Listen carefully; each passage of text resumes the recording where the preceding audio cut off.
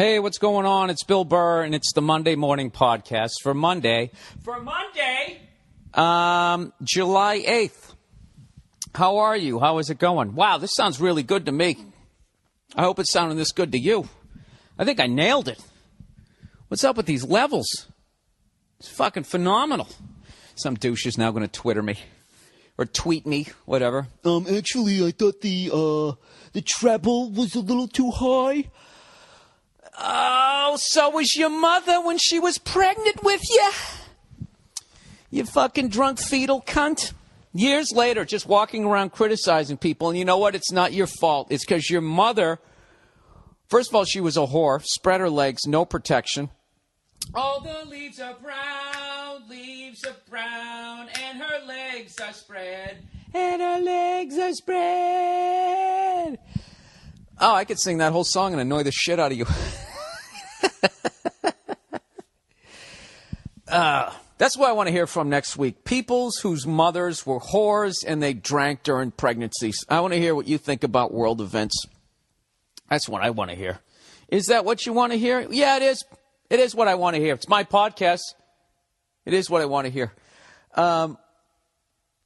I'm loving Twitter, and I fucking hate it, by the way. I got to stop reading comments. There's always people fucking correcting you. You know, I got this European tour coming up, and someone was saying, hey, you doing any of the smaller cities? And I was like, no, just pretty much all. I said all the capitals. And there was like 10 countries, and one fucking country, it wasn't the capital. And I got like 20 people. Actually, the capital of Scotland is not Glasgow. It's actually Edinburgh. And they're probably just being nice. They were probably actually, in reality, in their heads, when they were typing it, they were actually going like, I'm not trying to be a douche, just letting you know, it's not Glasgow, it's Edinburgh. Just trying to help out. This is just me, over here in the back, over here in my corner of the internet, just trying to help out. That's probably how they were typing it. But I'm such a negative douche that I hear it in my head as, actually, you know, that's how I hear it. That's basically how I hear anybody telling me that I'm doing anything wrong. Are you like me? Isn't that exactly everybody all of a sudden, no matter what language they're speaking, like some fucking Asian person, right? Or some Asian motherfucker, right? To keep it clean. Call back to a special, whenever the fuck I did that one. Came up to me and was speaking. Oh, God, how dumb am I going to say this? If he was up there speaking Asian, if he was talking in his native language, Korean, whatever, and it sounded like, you know, right? I would hear that like that if he was talking to somebody else. But, like, if he felt I pulled into his parking spot, it immediately would just be like, it would just immediately sound like, this guy's a cunt. You know? Even if I stole his spot. And even if I knew he was right and I was wrong in the moment, I'm such a dick that I would block out that voice in my head going, you know, this guy's right. This guy is right. You know, insulted him a little bit, you know, you kind of took his spot. I would still block that out. But the only thing that I can take positive out of it is, as far as any sort of like level of maturity that I have gained throughout my adult life, is at least now I recognize that I do that. And I've gotten good enough that within 10 minutes of actually whoever I just called a cunt and driving away, I actually kind of admit out loud in the car to myself, going like, you know, like I was right, Bill. You kind of were you were kind of the douche. So, you know, I'm trying to get on your bad side, but just next time, let's try to, you know, try to hear the other person, try to apologize. So anyways, this is the Monday Morning Podcast. I like saying it that way. This is the Monday Morning Podcast, like when they say the Ohio State University, which is one of the funniest bragging things ever. You're bragging about a state school.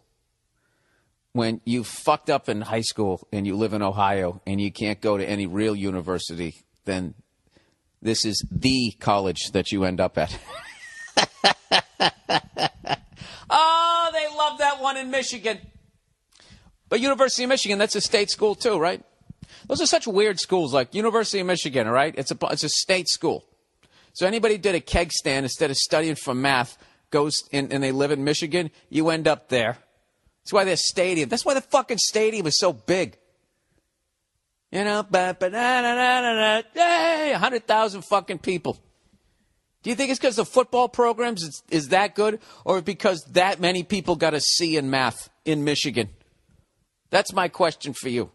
But if you live out of state, it's like $9 zillion, and you got to be like a fucking half a physicist to get in there. And you know what's funny? I don't even know what a physicist does. Did they study physics? Oh, look at that over there. Is that a physicist? I don't know. How would you know? I'm a physicist. What's the deal? Sorry. The fuck is it? Is that physics? Are they the ones who study the inertia? Wow. This is new level of ignorance. Do you like that about this podcast? That rather than seeing me grow as a person, I'm slowly regressing? You know? Maybe you were already ahead of me. Maybe you were a couple steps behind me. But now all of you, it's like I'm that guy, like it's a foot race, right? And I came out of the track, out of the block sprinting. And now I'm grabbing my side, and you guys are just going around me. You're still going to come in 7th. You're not winning a medal, but you beat me, right? Makes you feel better, doesn't it? Well, what does that say about you? When we come back, we'll be talking. I went for a bike ride. Go ahead and laugh. It's a great thing to do. Trying to keep the weight down, because I read somewhere on the internet, and it was typical research on the internet where you have a question and you're just like, why is the moon round? Why is it round, by the way? Why, if it wasn't just a block out there, what would happen? Oh, Jesus, these 80s stand-up premises that I'm just throwing out here. That would probably still work in the outer reaches of fucking Iowa. Any question you fucking have, you Google it on the internet, and then immediately you click on basically the first fucking website you find, you read it, and you just take that as law. At least I do. That's what I do. So one time, I don't know how I came across this, but they said basically every pound of fat on your body is another 5 miles of capillaries that your heart has to pump, which is why even just being 5-10 pounds over can significantly, I did use that word and I did pronounce it correctly, significantly. That's a 5-syllable word, everybody. Decrease your lifespan. I mean, how would you like it if every day, right, you had to drive an extra 5-10 miles to work? That's probably not a big deal, but who's a pound overweight? Who's 2 pounds overweight after a certain age? Everybody's at least 10, 15 pounds over, right? What's 15 times 5? Real quick. That's 75, people. What if you had to go an extra 75 miles to and from work every day? What kind of a fucking mood would you be in? Huh? How much would your kids be running for their lives when you came walking up the door, up the path to the door? That's what your heart is doing every time it beats when you're that fucking heavy. Just that heavy. And then forget about these ticking time bombs that are walking around 30 pounds overweight, but they're still lifting weights. Dude, I'm all right. Touch my gut, dude. It's fucking solid. Yeah, it's because your fat is calcified. It's so entrenched there, it has squatters' rights right in front of your stomach, you dumb fuck. I love fat people who they're fucking fat, and then they tell you how fucking hard their stomach is. And they think it's like abs. It isn't. It's the fat is fucking jammed in there so tightly, like back in the day when they used to pack people into subways. That was literally a job. Your job was to fucking just lean in on the people and pack them in. You know what I mean? Oh, my God. That was the worst time in society for claustrophobic people / the greatest time ever for perverts.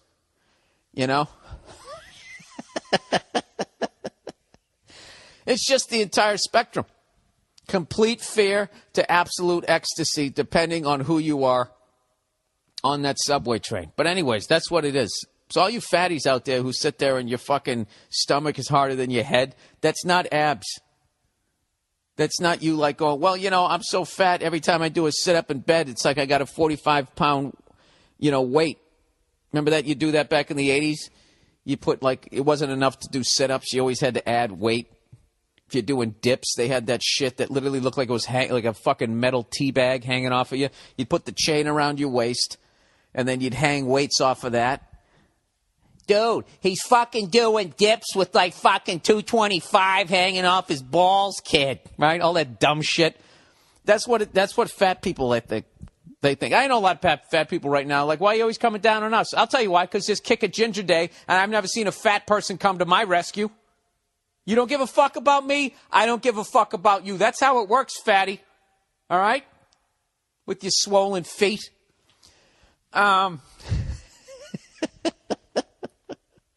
This is so unnecessarily mean right now. I don't even know how I got onto this, but I have to see it through.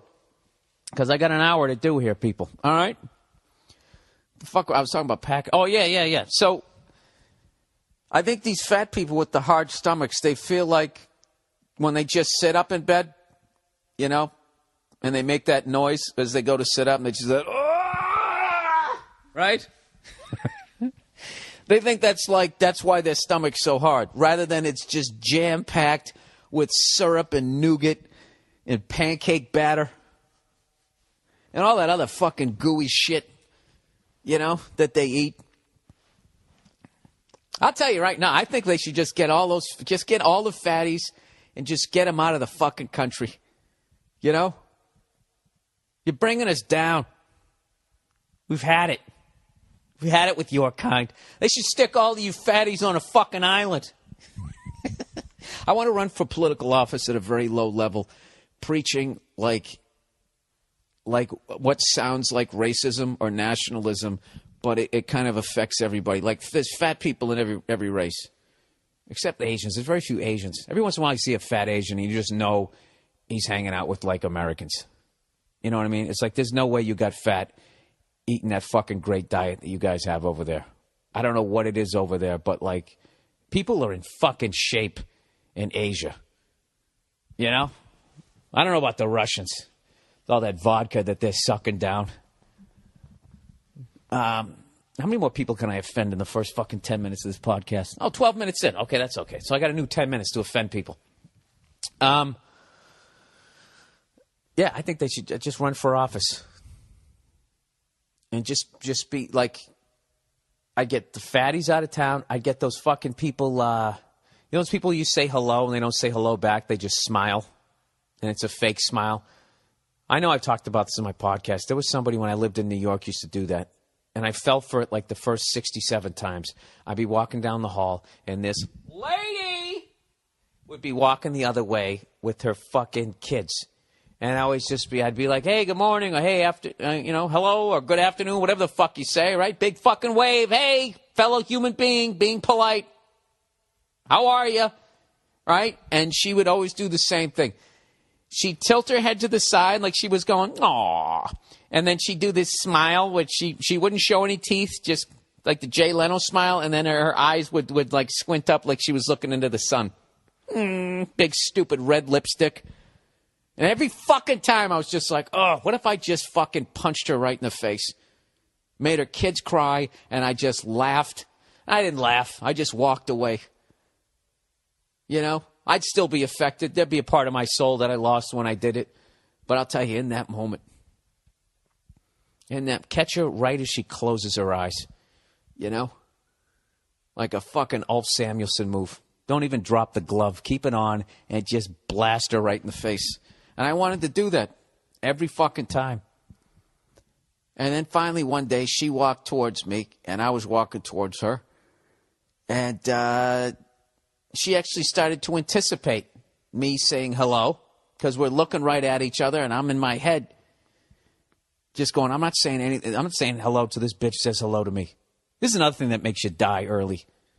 You know? Is fucking literally sitting in your apartment, your little ass shoebox of apartment in New York, plotting, scheming, conspiring how you gonna fucking not say hello to this bitch the next time you see her. You know? As you're eating a bacon, egg, and cheese and adding an extra couple of miles for your hat to beat every couple of times, right? So anyway, she comes walking at me. I'm walking her. I'm like, I'm not fucking saying hello this time. You know? And we got right to the point where it's like, who's going to blink? and I timed it perfectly. She anticipated me saying hello, and she started to tilt her head, and I fucking did my impression of what she did. And I, of course, did it completely over the top. Like, I literally laid my head on my shoulders, squinted my eyes, and I made this ridiculous face and continued to walk, and she never looked at me in the hall again. And this is the genius of it. It's not like she knows what the fuck she looks like. I'm so self-involved, I assume she totally understood my point, what I was trying to make.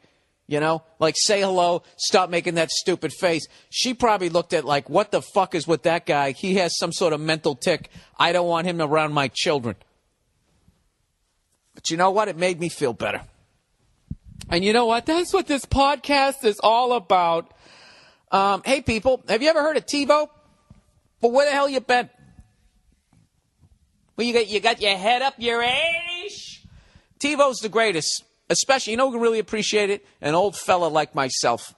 You know why? Because back in the day, I got to explain this to you guys. Back in the day, when you missed something, you just missed it. It was over. Or at least if you didn't see it in the movie theater, that's it. You missed it. There was no Netflix. There was no something.com that you're watching on. I don't know. It was over. You missed it.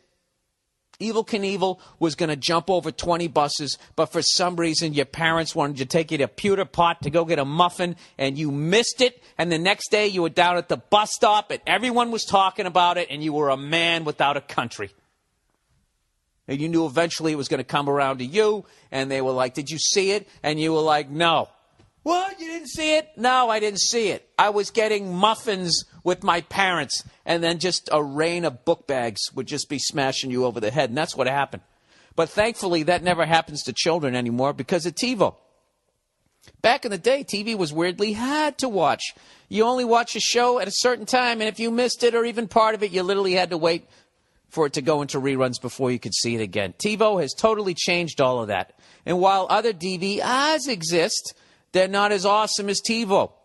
You know why? Because if you have cable TV lets you watch your shows wherever you want. With TiVo Stream, you can watch on your iPad, all over your house, and even transfer your favorite recordings and take them with you. On an airplane, waiting in line at the DMV, dentist office. You can be sitting there watching all of The Sopranos. TiVo makes other DVRs look like they were designed by the Soviet community. I like this copy. Only TiVo reaches both cable and web to find any movie, any show, any video at the press of a button. All right? So there you go. From the couch to the kitchen, from the minivan to 35,000 feet, TiVo makes TV 100,000 times better. So why don't you do yourself a huge favor and go get some? Go get yourself some TiVo. Have you heard about that TiVo? Oh, my God, I want to get some. All right. Let's do one other here, then we'll get back to it. Dollar Shave Club, everybody. How many times have you walked into CVS and said, hey, I need the Triple Blade Plus. Can I get one of those? And they go, yeah, that'll be $68.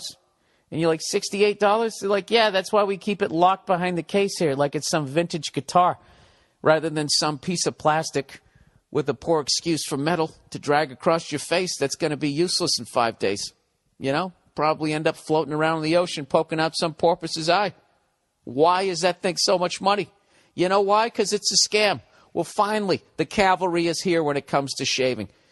Dollar Shave Club, everybody. Getting a good shave can be a real pain in the ass. Searching through 50 brands, making new blades, matching new blades to old handles. Bullshit features where your razor doubles as a flashlight, a toothpick, etc. $20 for new razors. To hell with that. Go to dollarshaveclub.com to get high-quality razors delivered to your door for just a couple of bucks a month. Isn't that great?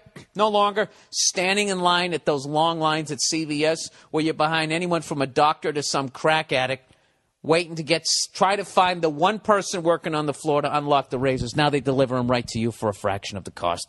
They've made it simple. High-quality razors, 100% guaranteed, sent on scheduled, so you never have to think about it again. Every month you get a new pack. Every week you change your blade, and it costs a fraction of what you pay at retail. If you want to support this show, go to dollarshaveclub.com/Burr, or click on the Dollar Shave Club banner on the podcast page at BillBurr.com. There you go. Look at me. Look at me. Saving you money. Saving you money. So, it's been a hell of a week, everybody.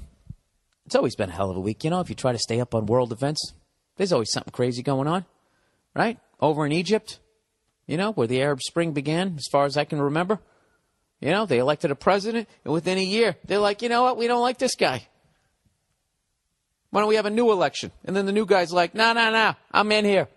I'm not leaving. And they go, oh, yeah? We think you are. And he goes, oh, I don't think I am. I bet you are. I bet I don't. I bet I don't. Next thing you know, there's riots in the streets.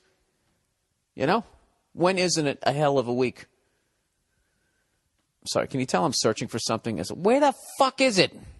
Oh, I swear to God.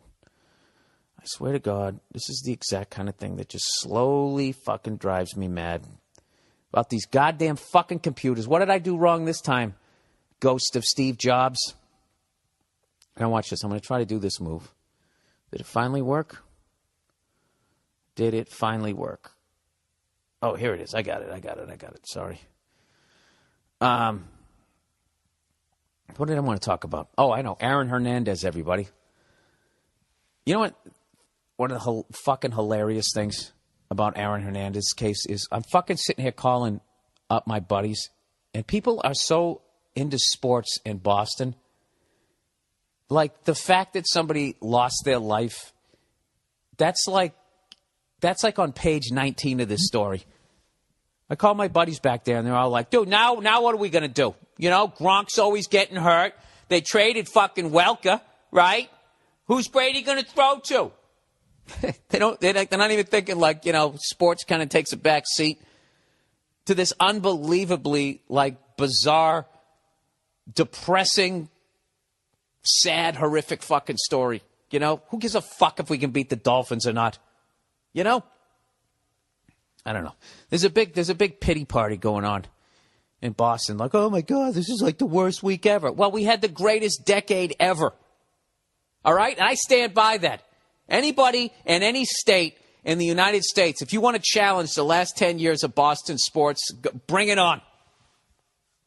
Bring it on. I want to know one other fucking city that won all 4 of the major titles numerous times. 3 Super Bowls, 2 World Series, a Stanley Cup, and an NBA championship within 10 fucking years.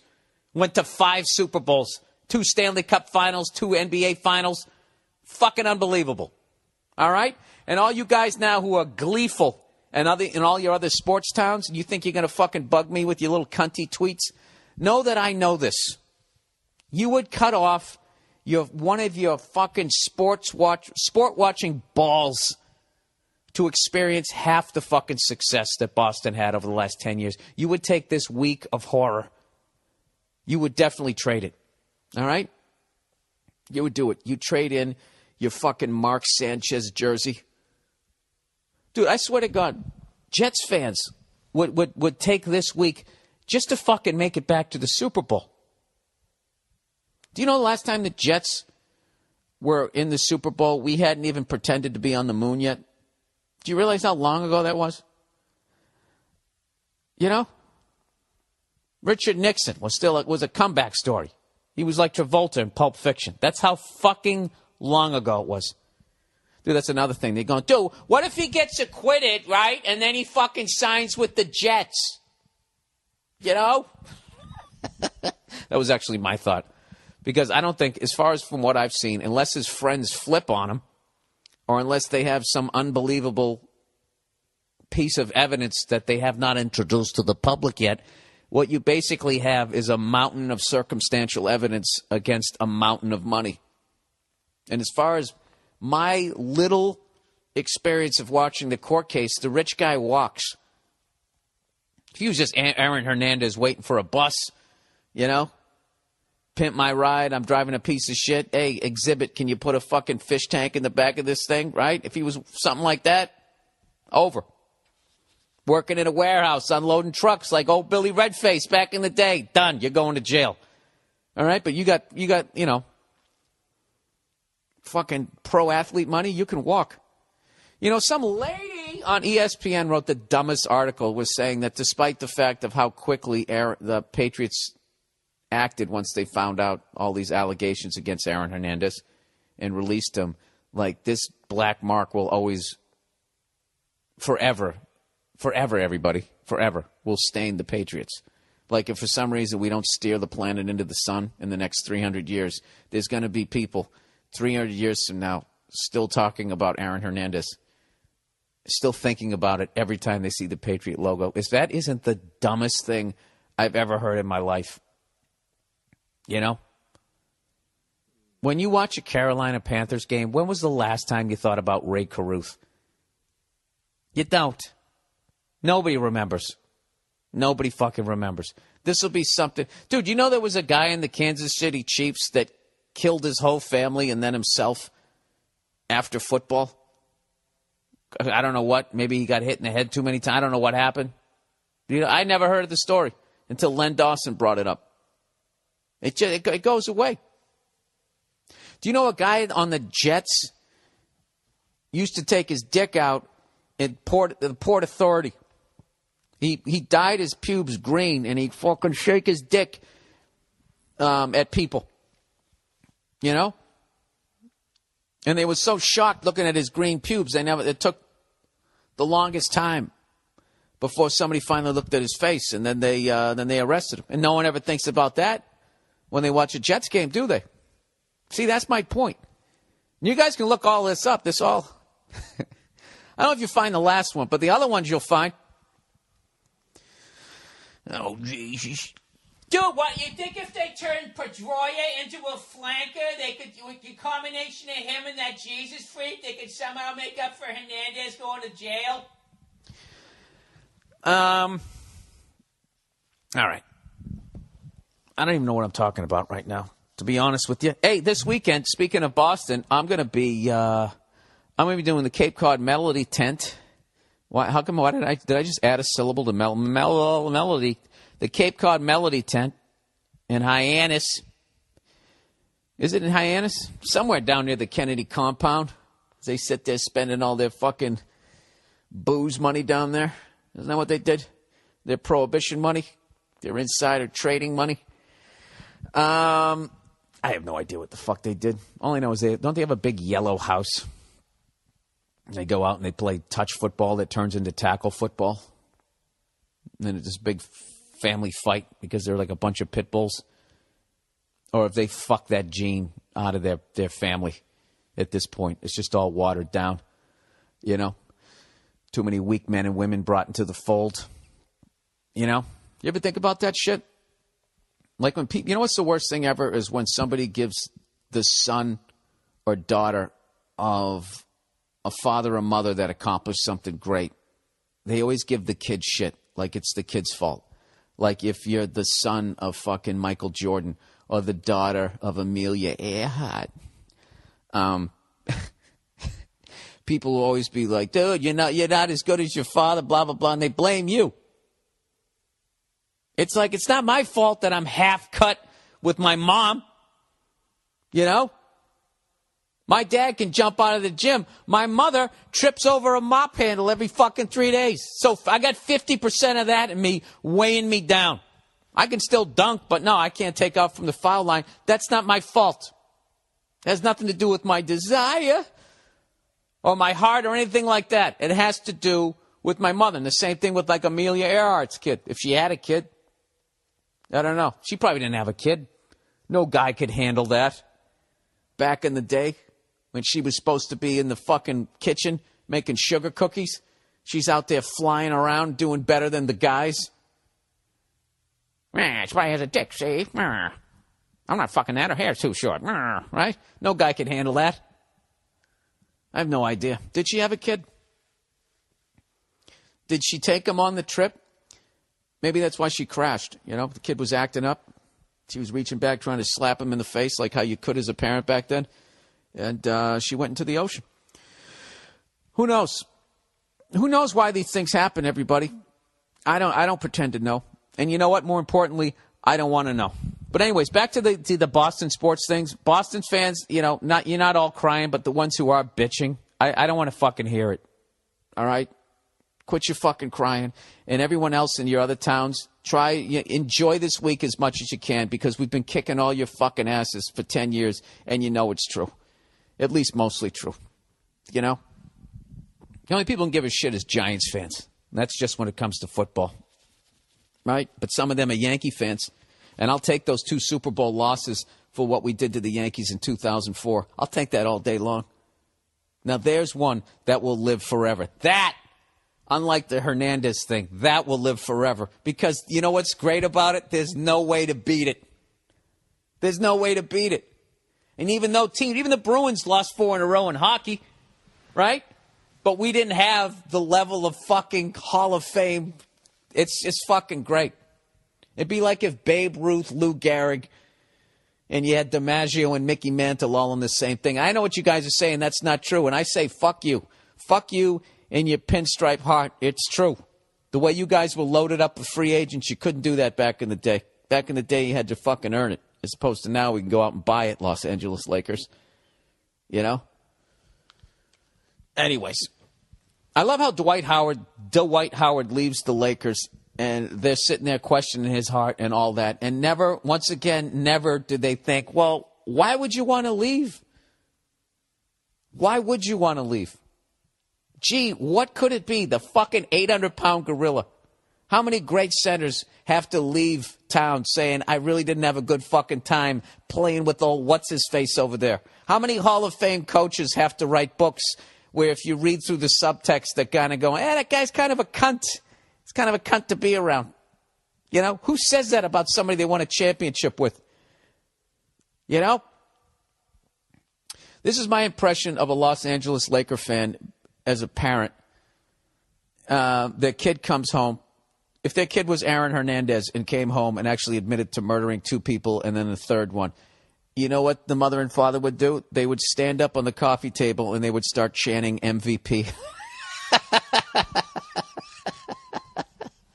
All right, that might be, admittedly, that's a little harsh.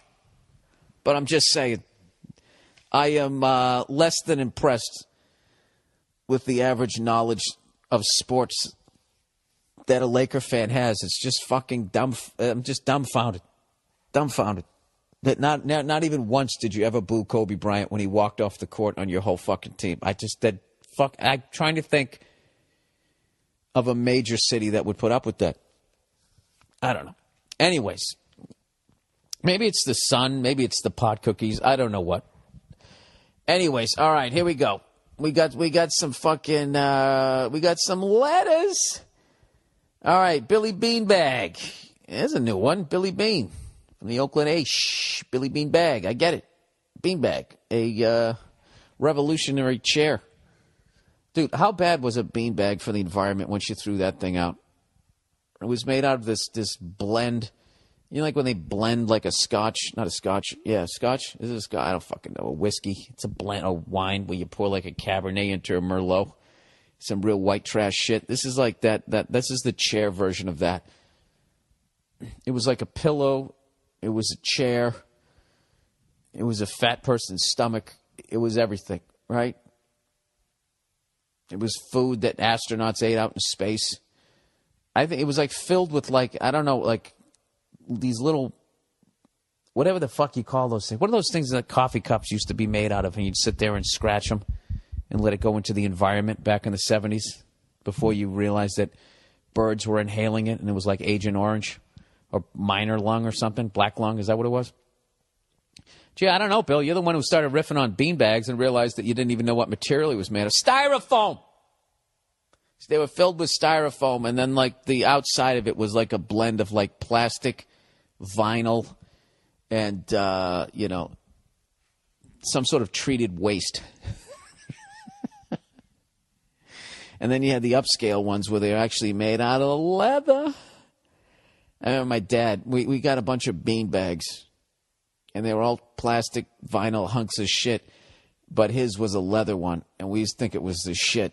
It's big fucking, and you'd grab it, right? This is how you set up a bean bag. You grab it by the top, like how your mother used to pick you up by your hair before she hit you with a wooden spoon, you know, because you were watching cartoons instead of doing your homework.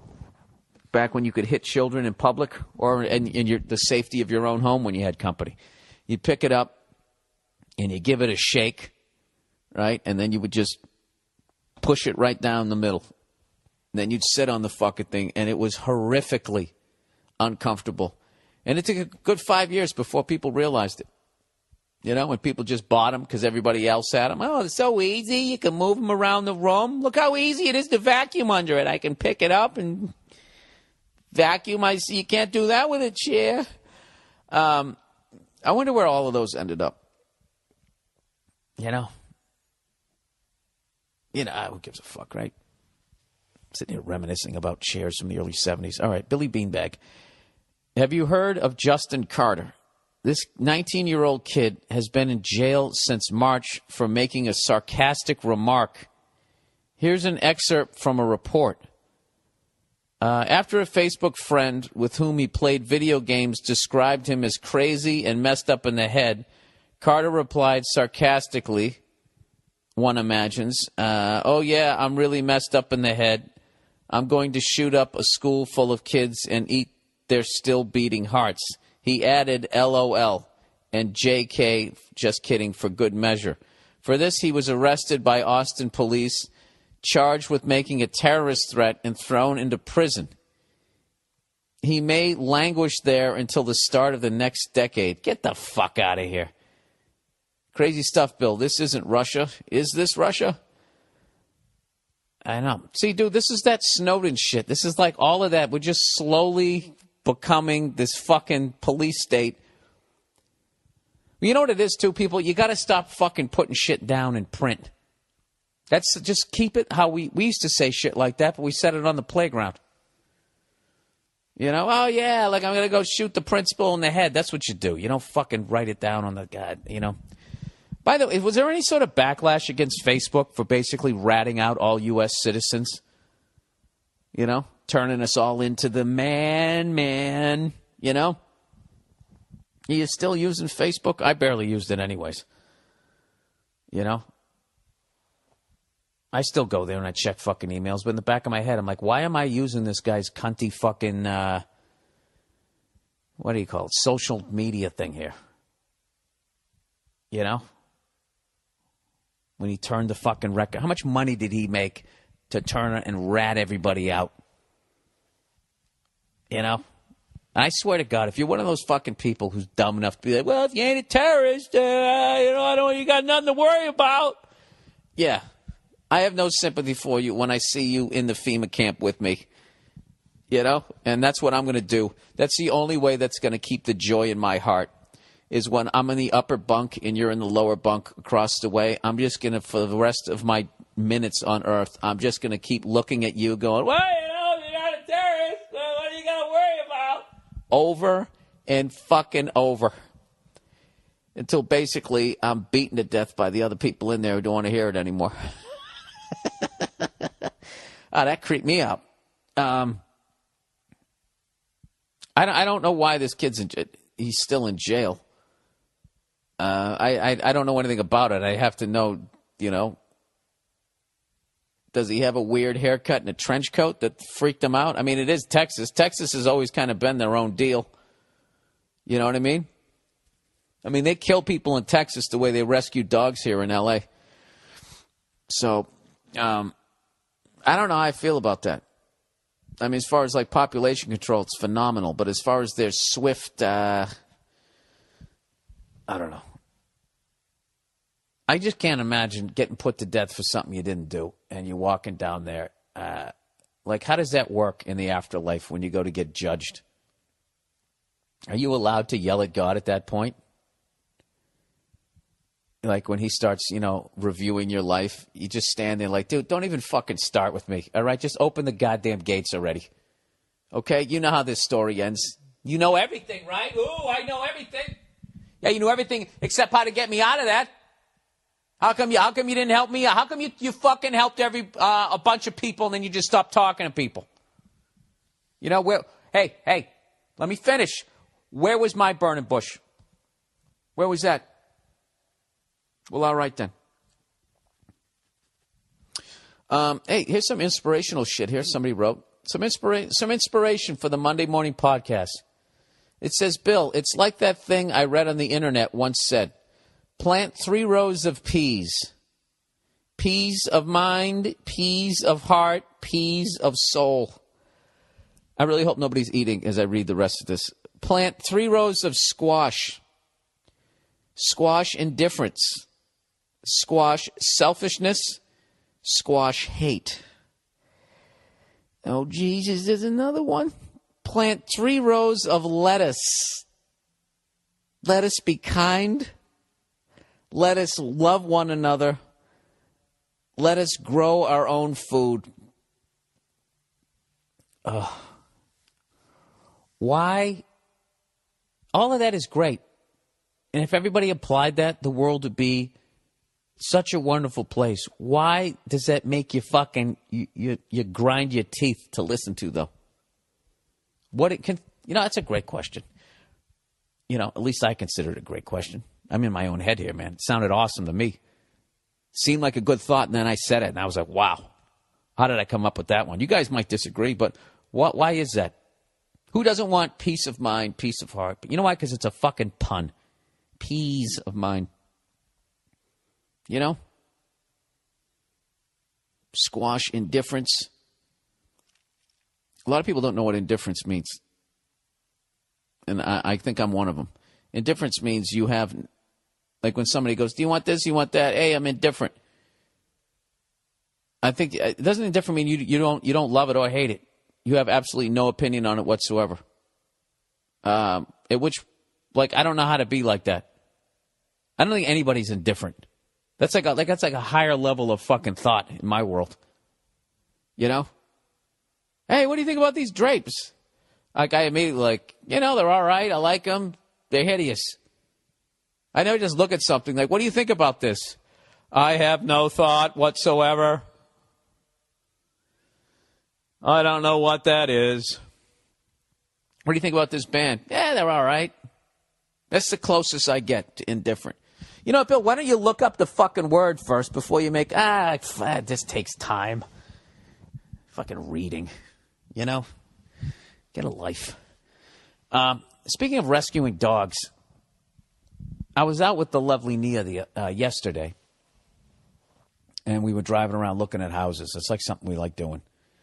But it sucks because then they're always better than your house because you never go out and look at houses that are the same as yours. You're like, hey, let's go out and look at shit we can't afford, right? You go in the house, you're like, oh my God, this is awesome. And just with every house, you're just kind of going, I live in a fucking tree fort.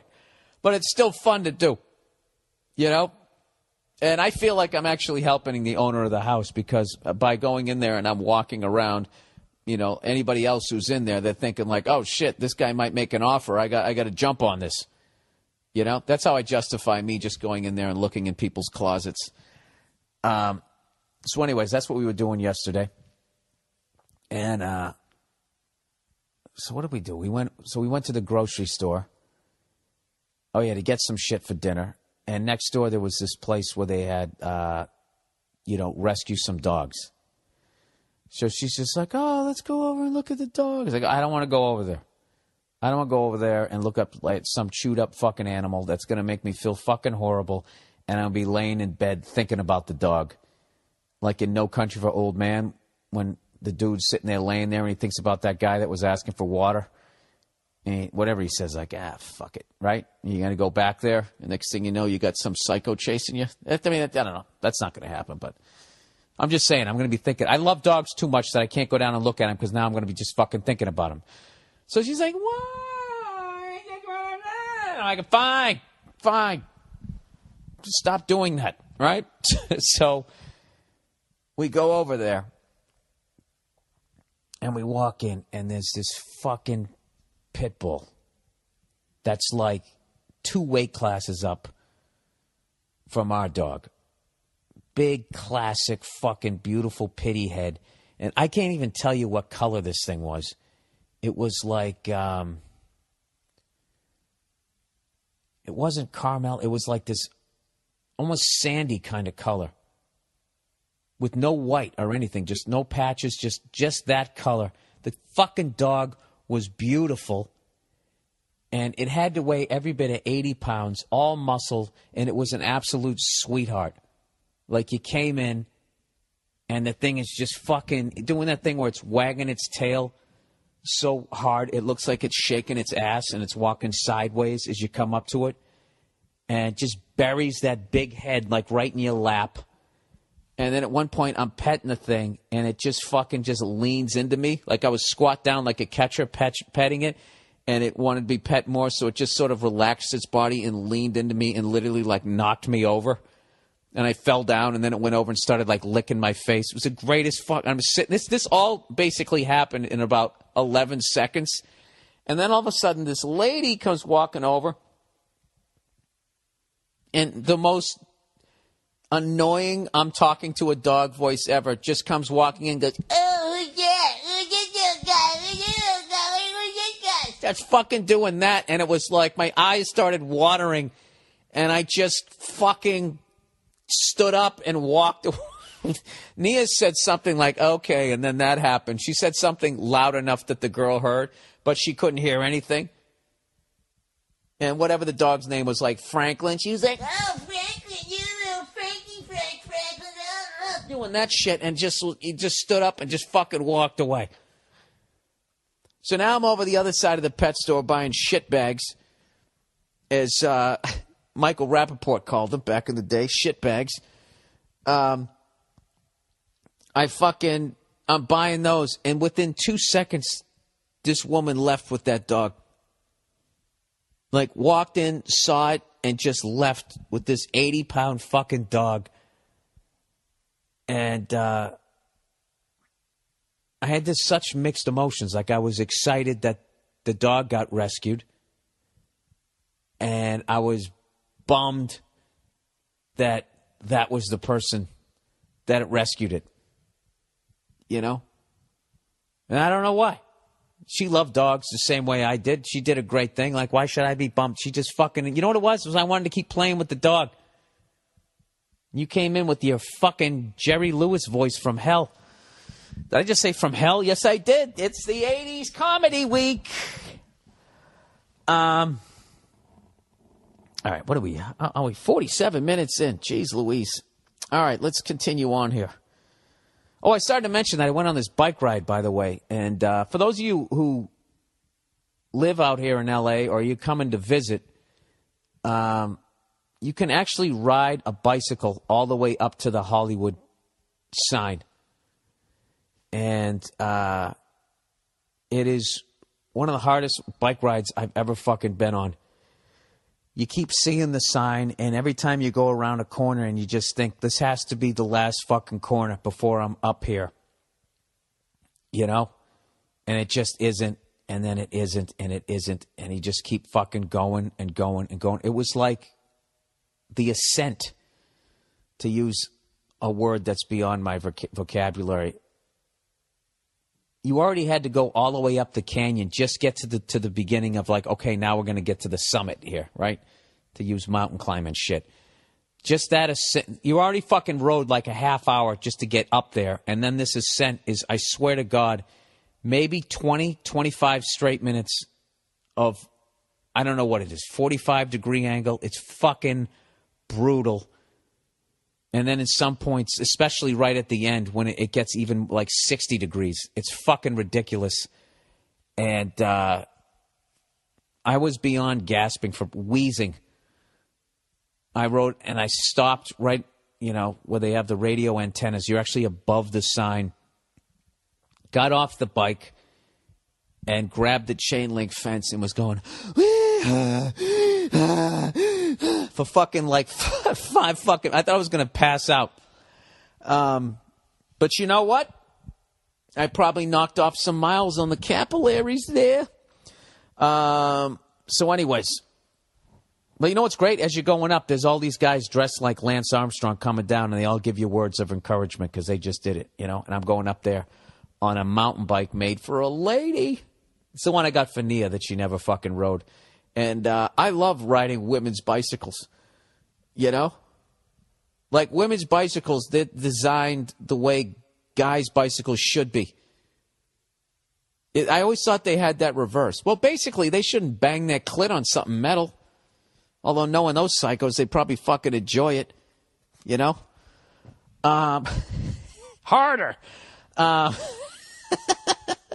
The way the woman's bicycle is fucking, like, they're so concerned about their dresses and you looking up and seeing their clam that, once again, seeing their clam is hiding their clam is more important than somebody else's smashed testes. I go up there. It's not like the old school Schwinn one where it went all the way down to, like, your ankles, but it's angled to the point where I can get my feet down and old Ricky Bobby are going to be okay, you know? So I don't have a problem with it. I have sort of an androgynous bike that I ride. You know, it's a mountain bike, but it's not a guy's bike and it's not a woman's bike. It's kind of, it's a little questionable. I have the don't ask, don't tell Huffy that I ride. And I'm not going to apologize for it, you know? I don't know what the fuck I'm talking about. All right, got my ass kicked. Bill, I'll keep this short and sweet because I know how bad you are at reading things. I can't even argue that. He goes, I live in a small city, roughly 90,000 people. What do you live in China? What's that, a little village to you? 90,000 fucking people? That's gigantic. The nightlife district of the city has more or less 10 different bars or clubs. By the way, before people are dicks to me on the internet, I mean, that's gigantic if you say that you live in a small town. Well, I guess he said city. All right, you're right. I'm an asshole. Okay, here we go. The nightlife district of the city has more or less 10 different bars or clubs. Well, how big are they? If there's 90,000 people in there, you got to think at least half of them drink.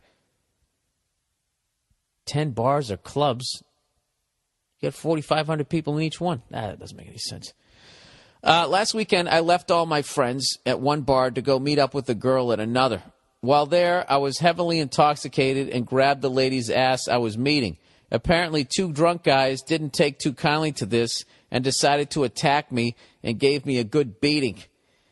Somehow I think you left some details. Did you grab the ass of the woman you were talking to? Were that her two older brothers and you were too hammered to realize it? Anyways, he goes, it's hard to show my face back in this club again after I got beat up. Should I just man up and go in again next weekend like I own the joint? And if I see the two guys, should I get my group to give them a good ass kicking along with me? Jesus Christ, dude. All right, first of all, it's not like you lost to one guy. You lost to two people. You know? So I don't think that's I think the embarrassing thing is that you grabbed a woman's ass.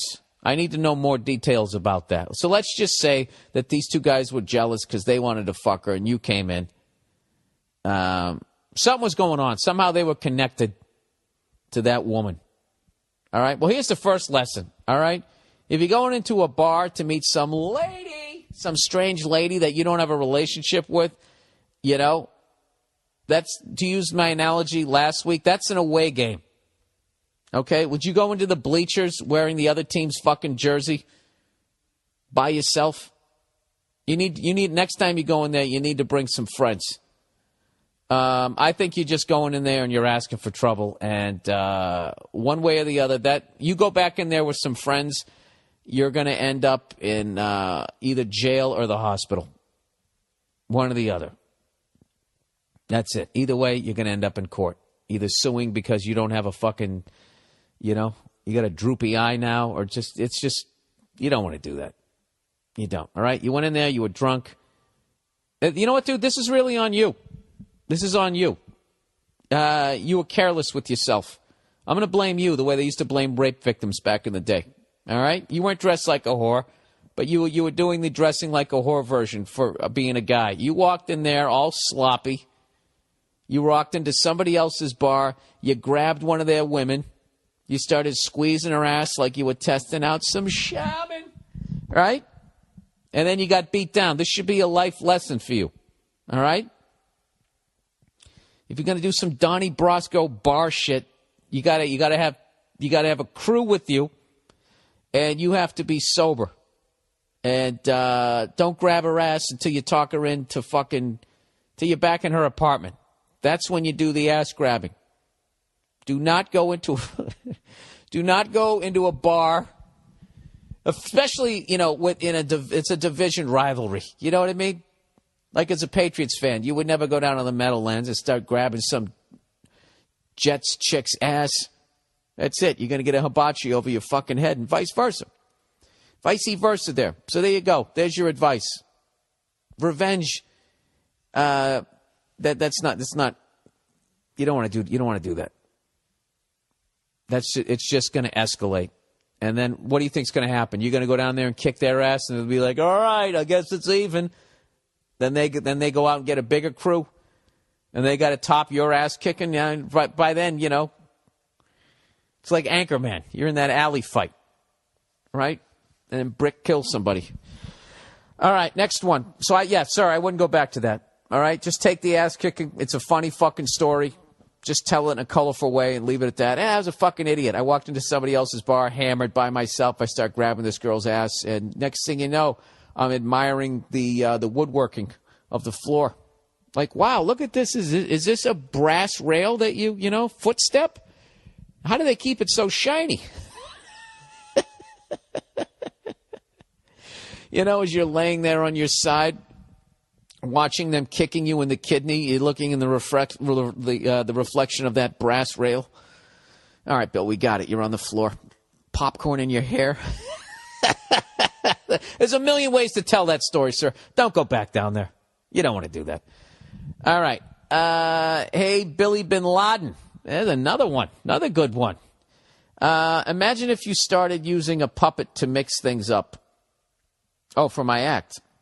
All right. The same way Dylan went electric. You could lose a few fans, but you'd own the Midwest and Central Florida. Dude, do you realize how fucking funny this is? Is this written by another comedian to have that sort of insight? Do you know how fucking true that is? If I kept doing jokes, but I introduced a puppet, I already know what I would do. I thought about it a long time ago if I ever used a puppet. What I would do is, forever, the puppet is always smarter than the puppeteer. I would just stand there berating the puppet. And I keep telling it to shut the fuck up. All right? You don't say anything. You don't even fucking think unless I come up with thoughts. How fucking dare you start giving me shit with your little feet? Go fuck yourself. That's how I would do it. As opposed to having the puppet giving me shit and then I'm rolling my eyes, like the husband on a sitcom. Like, well, my wife is smarter than me. I'm just the dumb fat guy, right? Anyways, he goes, here's the thing. You'd probably be hilarious despite the ridiculousness of it all.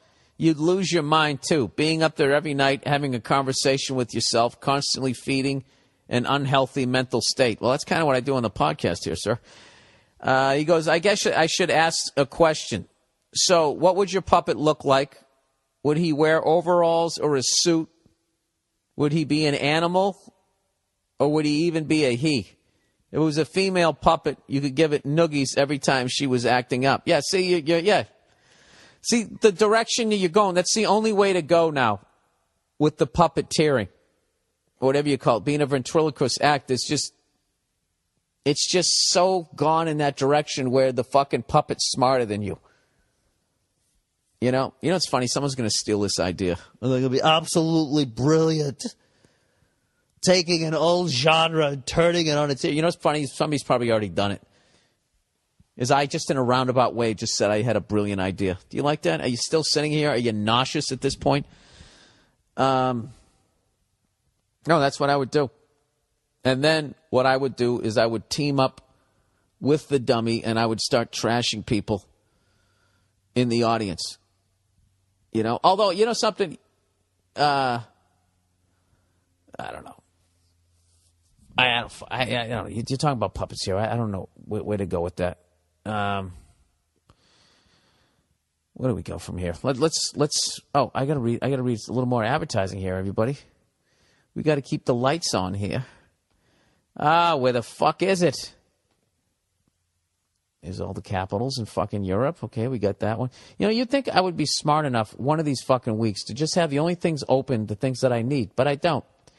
I have everything up here. I'm looking at eBay and some old Ludwig bass drum. All right, here we go. Here we go. Happy holidays. All right, e-voice, everybody. Having your own receptionist would be great. but paying their salary is really expensive. That's why thousands and thousands of entrepreneurs are now using eVoice to enhance their image, work faster, and make more money. You can try eVoice right now for free when you go to eVoice.com. Use the promo code BILL. With eVoice as your virtual assistant, you get your own toll-free number and dial-by-name directory. All your calls will be professionally answered and routed wherever you want. eVoice even types all your voicemail messages and emails them to you instantly, just like with the real receptionist, but without the high cost. With eVoice, your toll-free number and virtual assistant start at $10 a month. That's it. You can operate like a top executive, but stay lean like a startup and blow away your competition. eVoice has been mentioned as a key tool for today's businesses in both Inc. magazine and Forbes, so you know it's good. I believe in eVoice, and I want you to try it for free right now for 30 days. Go to eVoice.com, promo code BILL. That's eVoice.com, promo code BILL. Or just go to the podcast page at BillBurr.com and click on the eVoice banner right now. All right, and the all-time classic, Stamps.com, everybody. You have to know this one by heart. If you're still going to the post office, why are you? I'm going to read this one for the last guy in fucking Bulgaria that doesn't know you don't have to go to the post office anymore. Do they have the post office over there in Bulgaria? Huh? Capital Sofia? Isn't that right? Oh, Jesus, he's worldly. He knows a couple of capitals there. Stamps.com. There's nothing instant about getting postage from the post office, driving there, parking. It's a waste of time. So use Stamps.com instead. Instantly get postage for any letter or package right from your desk. Stamps.com is so quick and easy to use that even a dummy like me can use it. Buy and print official U.S. postage using your own computer and printer. Stamps.com will send you a digital scale that automatically calculates the exact postage you need. They'll even help you decide the best class of mail based on your needs. No guesswork, plus it's convenient. Take care of your mailing and shipping wherever you need to, 24/7 right from your own desk. You'll never have to go to the post office again. I use Stamps.com to send out all my DVDs. I've never had a problem with it. Right now, use my last name, Burr, B-U-R-R, for a special offer. No risk trial, plus a $110 bonus, including a digital scale, and up to $55 free postage. All right? Don't wait. Go to Stamps.com now. Before you do anything else, click on the microphone at the top of the homepage and type Burr. That's Stamps.com, and enter Burr. And finally, the last one, Hulu Plus, everybody. You've tried streaming hit shows on your PC on Hulu.com. Now it's time to try your free trial of exclusive content in your living room on your mobile devices on Hulu Plus.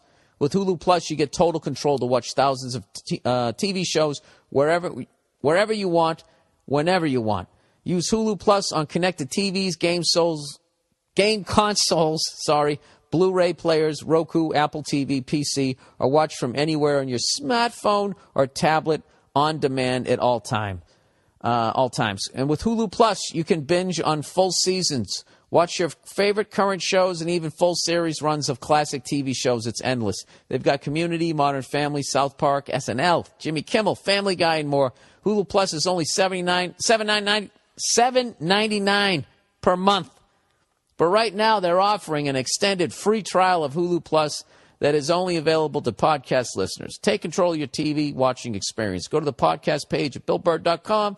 Click the Hulu Plus banner for your extended free trial, or go to huluplus.com/Bill. All right? There you go. A couple of options there on how to watch TV this week. All right. Let's go back to the letters. All right. Pushover. Hey, Bill, I need some standing up for myself. I need some help standing up for myself. I lived with my mom as a kid, and she used to tell me how bad of a father my dad was, and I would say I never wanted to be like my dad. As I got older, I became everyone's bitch. All they would have to say was, "You're just like your father," and I would do whatever they told me to do. It wasn't just my mom and my sister. A lot of my friends pushed me aside, too. I've since moved out. I'm 23 now, but people still walk all over me, and I'm overly nice to everyone. How do I stop being everyone's doormat? Jesus, dude. You're describing me when I was 23. Everybody liked me. I was nice. If I met you for fucking 2 minutes and you asked me to help you move and to use my truck, I'd let you. You know? And then when you went to pay me, I'd be like, no, I'm okay. You just got to start doing it. And this is the thing. It's a learning curve. All right? Where it's like, you can't just be like, I'm going to start sticking up for myself. And then the next time you're in a moment where you're supposed to stick up for yourself and you don't, you can't consider that a failure because you'll at least be conscious. You got to go through that torturous period where you're now watching yourself getting walked all over. And you're going, well, here's that situation again. And here I am not sticking up for myself, which will cause you in the short run to be even more down on yourself. Because before, when it was happening, you were so busy trying to get the other person to like you, you weren't focusing on what a bitch you were being. Now you're actually going to watch it. All right? But know that that's part of the road to success. Anytime you're trying to break a bad habit, you're trying to quit drinking or you're trying to stop eating late night, and here you are eating again, you're beating yourself up as you're fucking doing it. That's the first steps. Because before you didn't. You'd just be shotgunning beers, right? Eating ice cream and not even questioning it. So with this shit, what can really help you out is if you write it down. Write down, like, listen, I'm tired of people telling me that I'm just like my dad. And, you can start with that. Don't tolerate that anymore. Just say to your mother, I want you to stop saying that to me. Because all you've done is tell me how bad of a father my dad is. And so whenever you tell me that, that's like you're saying that I'm a piece of shit. All right? I'm 23 now. It's time for me to become my own man. When you tell me that, it hurts me as a person. It hurts my development. All right? Now, how can your mother say no to that? Easily. She could be a fucking pain in the ass, but I don't know. But just start writing down. I don't know. It's like starting out comedy. You don't fucking go up on stage, try to do an hour and kill. You just try to hang in there for 5 minutes. So just take baby steps. And my biggest thing, the reason why I avoided confrontation is because the only way confrontation when I grew up was screaming, fuck you, and getting into a fist fight. So, when I would be down at whatever, bringing my truck in to get it fixed, and I felt like I was getting fucked over, I would be in my head literally going like, I don't want to fight this guy, Even if I win, I'm going to have grease all over my face. If he gets a couple of shots in, he's probably going to grab a wrench. Like, I'm literally thinking that when all I'm doing is getting a tune-up, and I feel like, I remember one time the guy put a new engine in my truck. I remember it just died. The thing died, and I wanted to make it as a comic, and the last thing I needed was a car payment. So it's like I would either go out. Back then, you could get a piece of shit for $11,000. I'd either be $11,000 in debt, or get a new engine put in was $1,200-$1,500. So I was like, yeah, why don't we knock a zero off of that? So that's what I did, and I paid the guy, and the fucking cunt charged me for the antifreeze that he put in the engine. He just was charging me for everything. I learned a lot. Never trust a mechanic that has a manicure, and that's not a joke. He had cologne. His fucking nails were like pimp level shiny.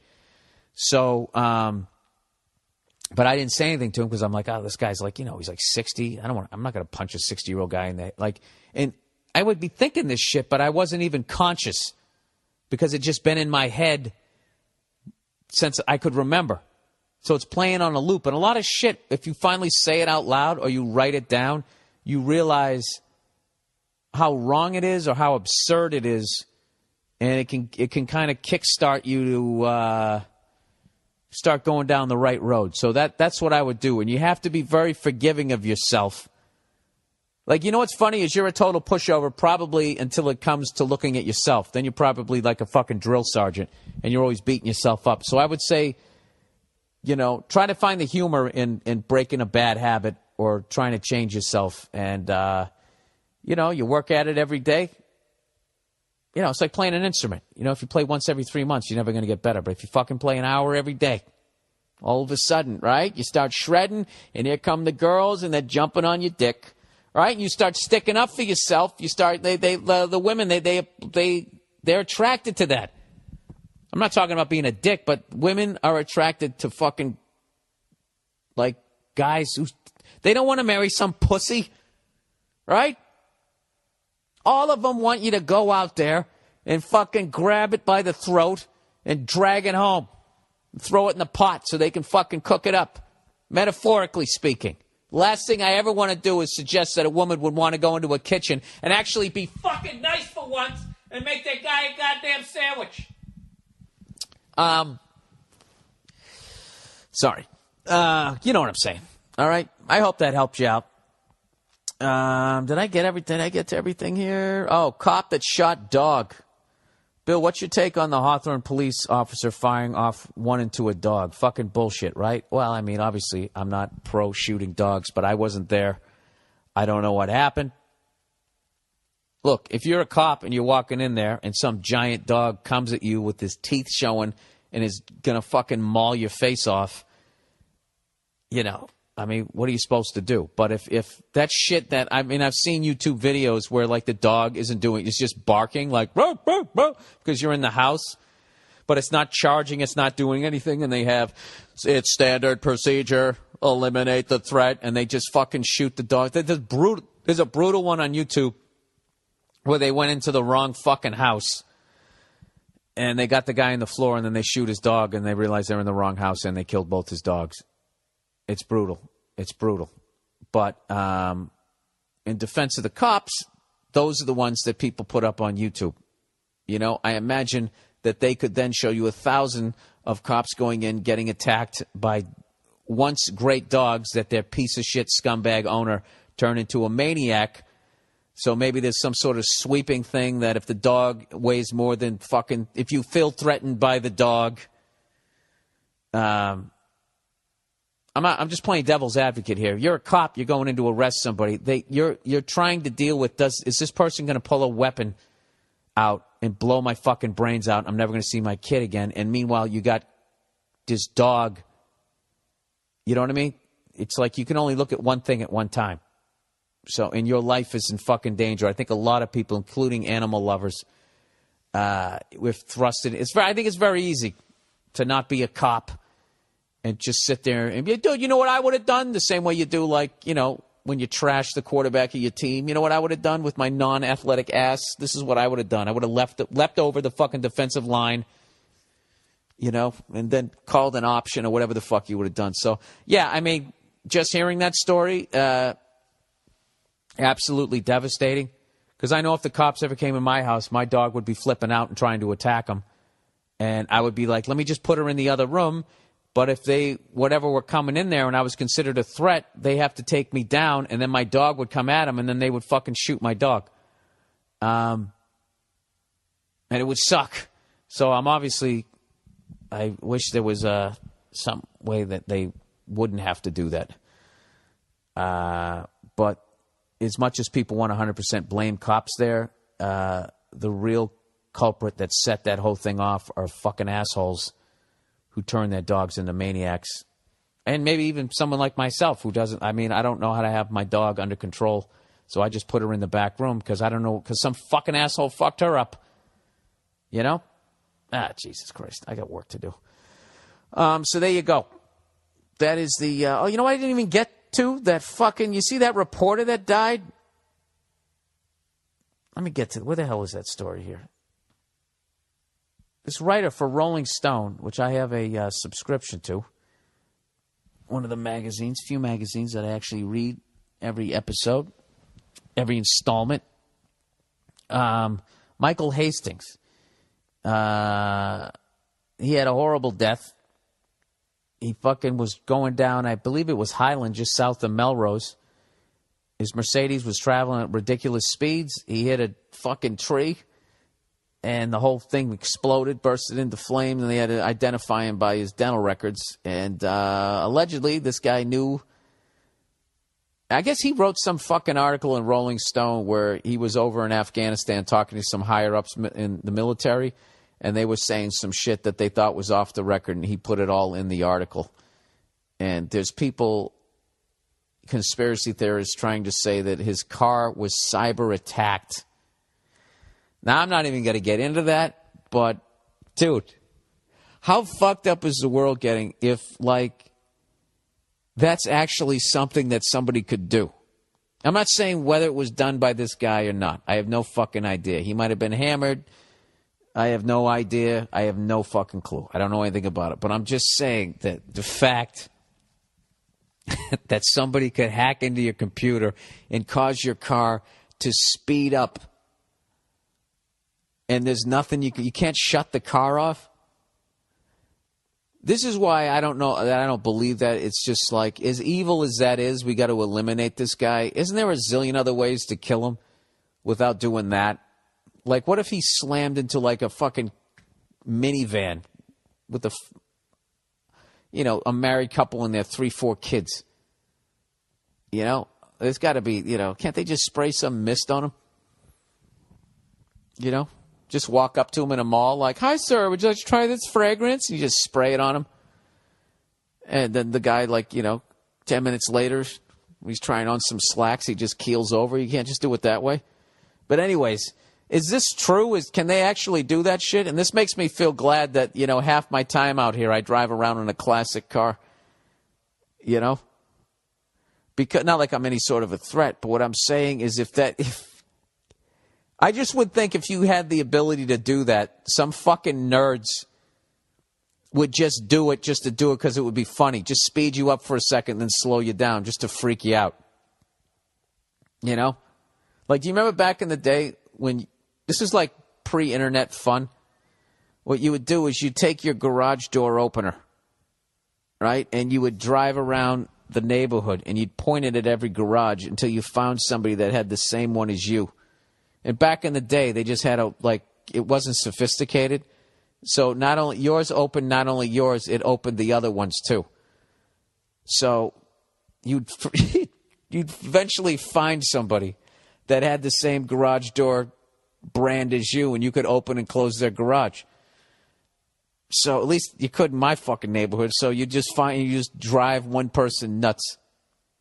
You just drive by and you just fucking, every once in a while we just open it, and I don't know why we would do it. We were assholes. But so using that, if you could fucking do that, with cars, wouldn't like these people hack in to steal like credit card numbers and shit? I mean, wouldn't there be somebody just doing that just to do it? Like, you're bored. Was this the dumbest part of the podcast, everybody? Did I stick the landing starting off with ignorance? And then, why wouldn't they? Well, fuck. You know what?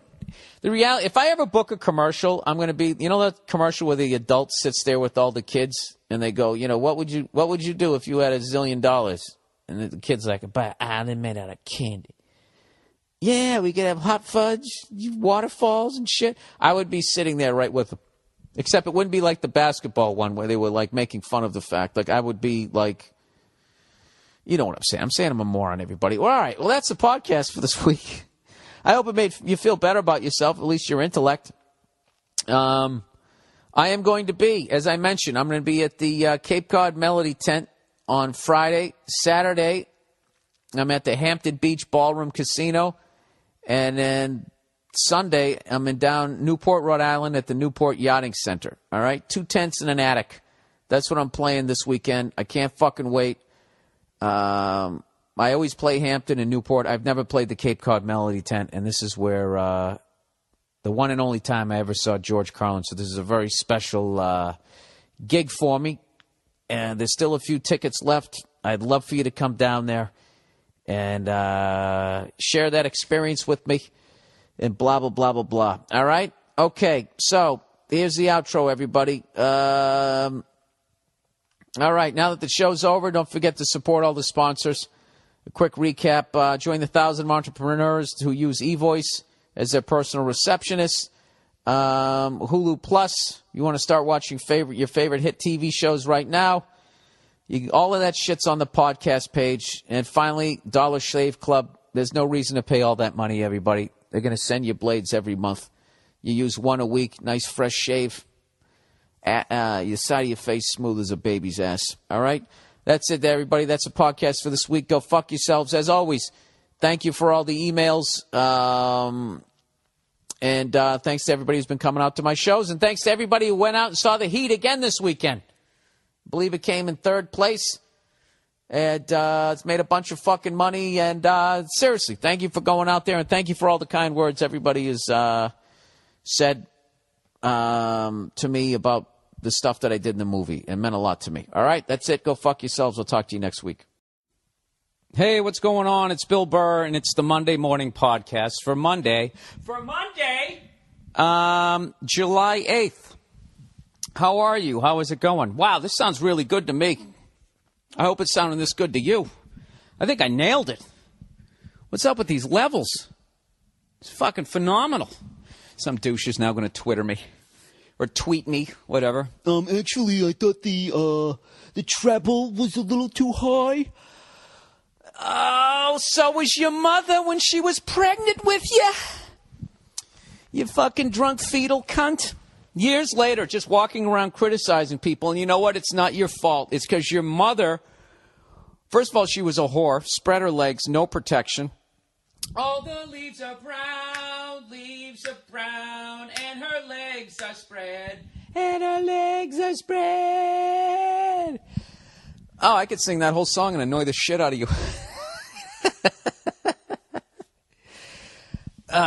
That's what I want to hear from next week. Peoples whose mothers were whores and they drank during pregnancies. I want to hear what you think about world events.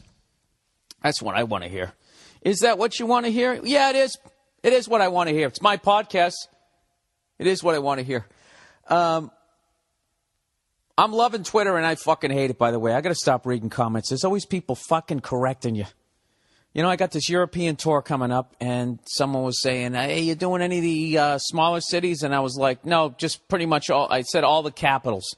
And there was like 10 countries, and one fucking country, it wasn't the capital. And I got like 20 people, Actually, the capital of Scotland is not Glasgow. It's actually Edinburgh. And they're probably just being nice. They were probably actually, in reality, in their heads, when they were typing it, they were actually going like, I'm not trying to be a douche, just letting you know, it's not Glasgow, it's Edinburgh. Just trying to help out. This is just me, over here in the back, over here in my corner of the internet, just trying to help out. That's probably how they were typing it. But I'm such a negative douche that I hear it in my head as, actually, you know, that's how I hear it. That's basically how I hear anybody telling me that I'm doing anything wrong. Are you like me? Isn't that exactly everybody all of a sudden, no matter what language they're speaking, like some fucking Asian person, right? Or some Asian motherfucker, right? To keep it clean. Call back to a special, whenever the fuck I did that one. Came up to me and was speaking. Oh, God, how dumb am I going to say? If he was up there speaking Asian, if he was talking in his native language, Korean, whatever, and it sounded like, you know, right? I would hear that like that if he was talking to somebody else. But, like, if he felt I pulled into his parking spot, it immediately would just be like, it would just immediately sound like, this guy's a cunt. You know? Even if I stole his spot. And even if I knew he was right and I was wrong in the moment, I'm such a dick that I would block out that voice in my head going, you know, this guy's right. This guy is right. You know, insulted him a little bit, you know, you kind of took his spot. I would still block that out. But the only thing that I can take positive out of it is as far as any sort of like level of maturity that I have gained throughout my adult life is at least now I recognize that I do that. And I've gotten good enough that within 10 minutes of actually whoever I just called a cunt and driving away, I actually kind of admit out loud in the car to myself going like, you know, like I was right, Bill. You kind of were you were kind of the douche. So, you know, I'm trying to get on your bad side, but just next time, let's try to, you know, try to hear the other person, try to apologize. So anyways, this is the Monday Morning Podcast. I like saying it that way. This is the Monday Morning Podcast, like when they say the Ohio State University, which is one of the funniest bragging things ever. You're bragging about a state school. When you fucked up in high school and you live in Ohio and you can't go to any real university, then this is the college that you end up at. Oh, they love that one in Michigan. But University of Michigan, that's a state school too, right? Those are such weird schools, like University of Michigan, all right? It's a state school. So anybody who did a keg stand instead of studying for math goes in, and they live in Michigan, you end up there. That's why their stadium, that's why the fucking stadium is so big. You know, 100,000 fucking people. Do you think it's because the football programs is that good, or because that many people got a C in math in Michigan? That's my question for you. But if you live out of state, it's like $9 zillion, and you got to be like a fucking half a physicist to get in there. And you know what's funny? I don't even know what a physicist does. Did they study physics? Oh, look at that over there. Is that a physicist? I don't know. How would you know? I'm a physicist. What's the deal? Sorry. The fuck is a physicist? Is that physics? Are they the ones who study the inertia? Wow. This is new level of ignorance. Do you like that about this podcast? That rather than seeing me grow as a person, I'm slowly regressing? You know? Maybe you were already ahead of me. Maybe you were a couple steps behind me. But now all of you, it's like I'm that guy, like it's a foot race, right? And I came out of the track, out of the block sprinting. And now I'm grabbing my side, and you guys are just going around me. You're still going to come in 7th. You're not winning a medal, but you beat me, right? Makes you feel better, doesn't it? Well, what does that say about you? When we come back, we'll be talking. I went for a bike ride. Go ahead and laugh. It's a great thing to do. Trying to keep the weight down, because I read somewhere on the internet, and it was typical research on the internet where you have a question and you're just like, why is the moon round? And jammed in there so tightly, like back in the day when they used to pack people into subways. That was literally a job. Your job was to fucking just lean in on the people and pack them in. You know what I mean? Oh, my God. That was the worst time in society for claustrophobic people / the greatest time ever for perverts.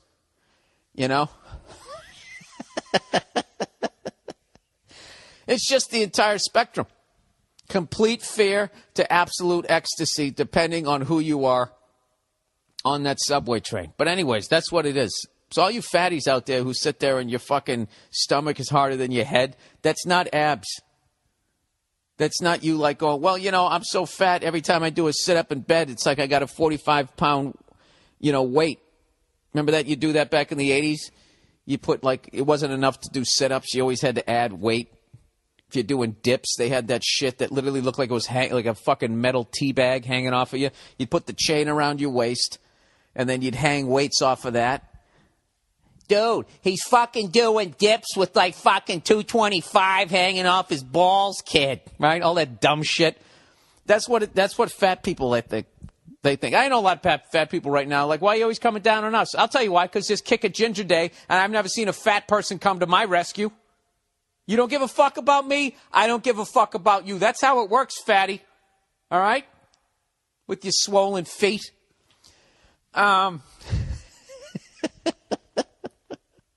This is so unnecessarily mean right now. I don't even know how I got onto this, but I have to see it through.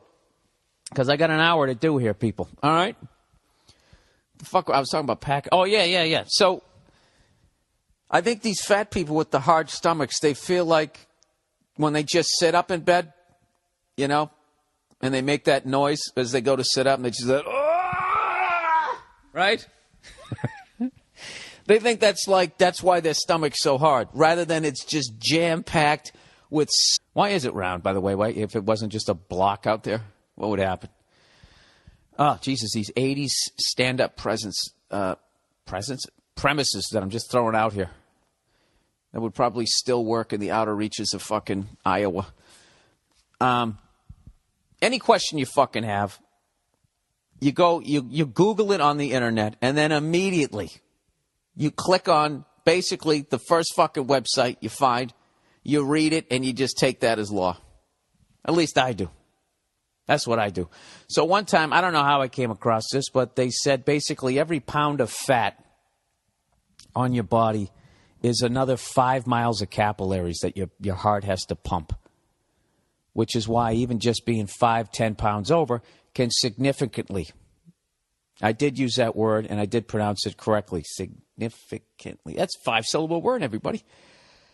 Decrease your lifespan. You know?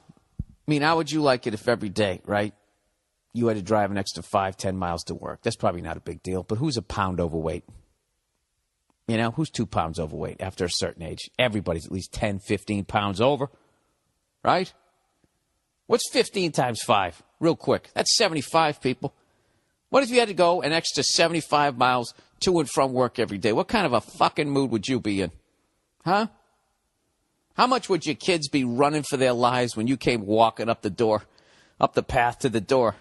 That's what your heart is doing every time it beats when you're that fucking heavy.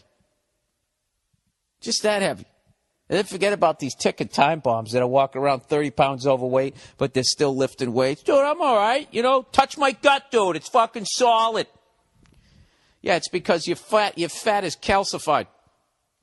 It's so entrenched there, it has squatters' rights right in front of your stomach, you dumb fuck. I love fat people who they're fucking fat, and then they tell you how fucking hard their stomach is, and they think it's like abs.